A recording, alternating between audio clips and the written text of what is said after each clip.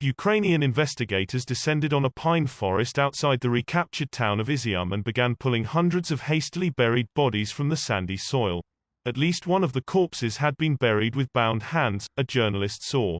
Kyiv officials said they had counted 450 graves at the mass burial site and found 10 alleged torture centers after the Kharkiv region was recaptured from Russian invaders. In the forest outside Izium, journalists saw graves topped with makeshift crosses and marked with numbers, with one inscription reading, Ukrainian Army, 17 people, Izium morgue.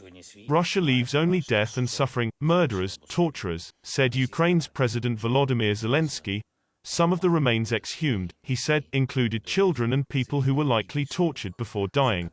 Kyiv's forces recovered a swathe of territory in recent days in a lightning counter-offensive in the east, liberating Shey-Verel towns from Russian forces but also uncovering what they say is a grim legacy of occupation. Police Chief Igor Klimenko said torture rooms were found in the town of Balaklia and elsewhere in Kharkiv, while presidential aide Mihailo Podolyak said the Izium mass gravesite alone held at least 450 bodies.